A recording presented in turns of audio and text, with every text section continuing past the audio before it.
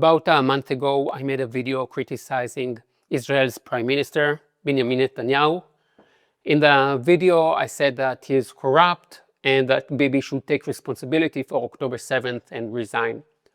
The video hit around 100,000 views, and you're not going to believe what happened to me because of that video. Let me show you.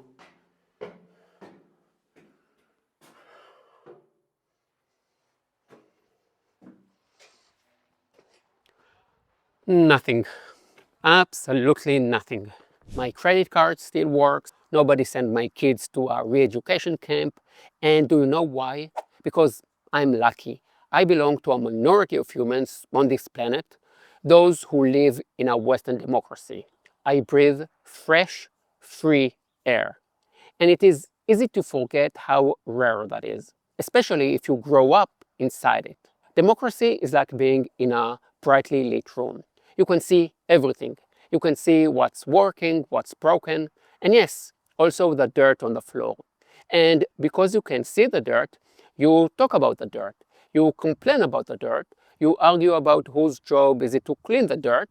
Sometimes you even throw the dirt at each other on Twitter. That's democracy. A dictatorship, on the other hand, is a dark room.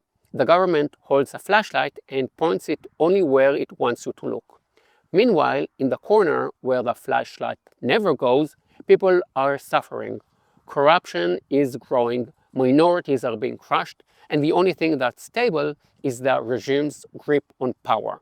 In democracies, America, Israel, Canada, the Czech Republic, Wisconsin, we spend an unhealthy amount of time obsessing over our problems. In dictatorships, China, Qatar, Russia, criticizing the regime is not a hobby. It's a risk. You can criticize the government there, of course. Try it in China and suddenly your credit card stops working, your social media disappears, your job opportunity vanishes, and your kid mysteriously doesn't get accepted to university. Try it in Qatar and you might end up rotting in a cell. Try it in Russia and the odds of you falling from a balcony skyrocket. That's why freedom of speech matters. In countries with genuine freedom of speech, the media is free to surface problems. The thing many people don't appreciate is that the right to complain publicly is a privilege, and we tend to forget it because we love bad news. Breaking news, everything is bad. It's just as terrible as you imagined and probably worse. With more, we go to Tom Lee Cruz. Tom Lee. We're all in danger, Dan Lee. Jesus Christ, what can we do? Absolutely nothing. It was good knowing you, Tom Lee. I can't say the same. We pretend we don't, but every study, every click-through rate, every algorithm, and every media business model screams the same message. Negativity sells. People complain that the news is depressing, and then they click the most depressing headlines 10 seconds later. Look at this chart. Let's bring it up. What am I looking at here? I don't know, but it doesn't look good. That looks bad. Yeah, it's probably bad. The more negative, the better. The Western liberal democracy's model is far from perfect, but compared to the alternatives, it is not even close. If you have the privilege of criticizing your government publicly without fearing that your life will collapse, life is a bowl of cherries. Or as we say in Hebrew, your life is strawberries. Maybe not perfect, but good in a way that most of humanity doesn't experience. Roughly speaking, the majority of the world, something like 70%, does not have that privilege. For them, criticizing the regime isn't content, it is a trigger for punishment. And here's the part people in democracies often miss. The other side understands this very well. Dictatorship understand the value of controlling information, and they've turned media into a weapon. In many Islamist and communist regimes, the media doesn't challenge power, it serves it. And they do it in 3 levels. The first level is the simplest, the oldest and the most effective, straight up bribery. I give you the money, you write what I want. That's it. There is an interview with the former Qatari Prime Minister, Hamad Ben Yassim, where he talks about these kind of things with shocking casualness, like he's describing the weather. Here is the clip I'm talking about. الصحفيين كانوا على البيرول مالنا، شلون؟ كنا ندفع لهم. بعضهم صاروا نواب الآن، وبعضهم صاروا وطنيين.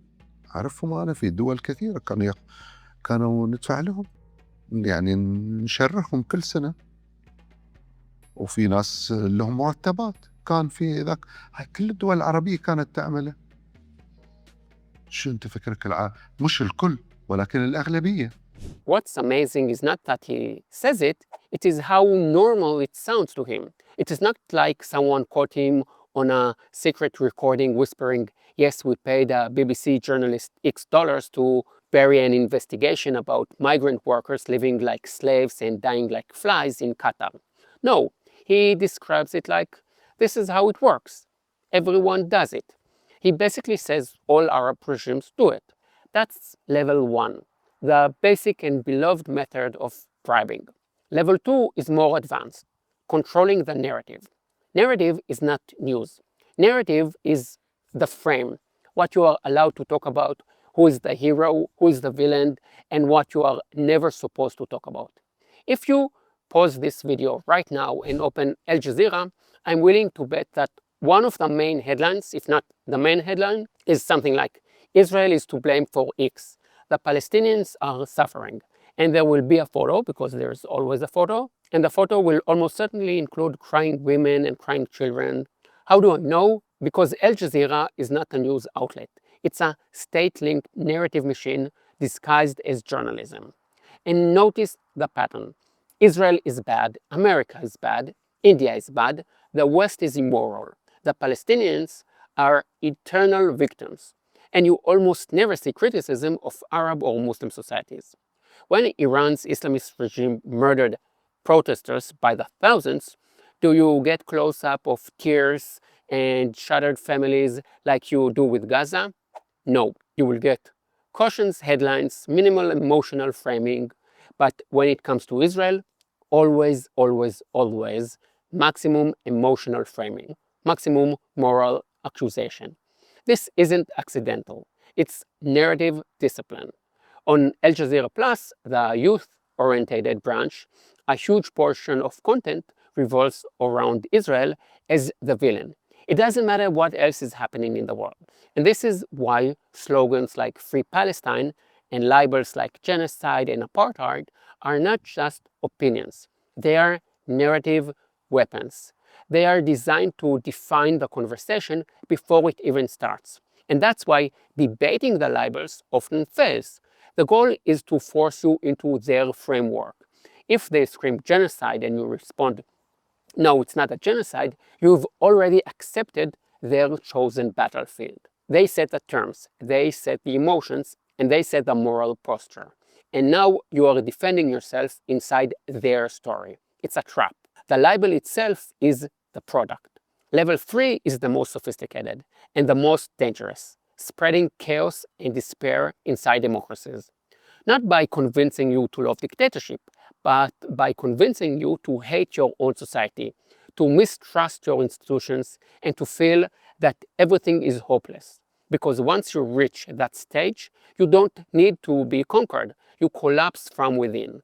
Just a few days ago, there was a story about pro-Scottish independence accounts that suddenly stopped functioning the moment Iran's internet went down. That raised a question. Why would Iran care about Scotland?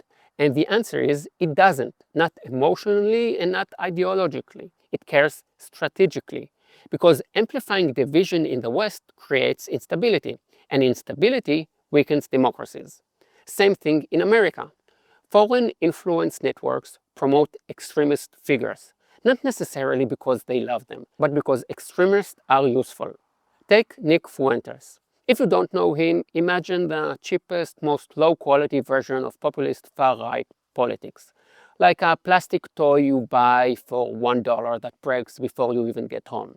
The kind of guy who says things like women shouldn't vote, black people should be locked up, Jews run the world, Hitler was a friend, you know the drill. How does someone like that ends up interviewed by major names like Piers Morgan or Tucker Carlson? Because he gets attention. And he gets attention because social media can be manipulated. Islamist influence networks can inflate people. And once they are inflated, they attract even more attention from the mainstream media. And of course, there is the clearest example of all. Attacking Israel as a way to fracture the West, because Israel is emotionally charged and politically explosive. If you can turn Israel into an issue, you can divide America and divide Europe.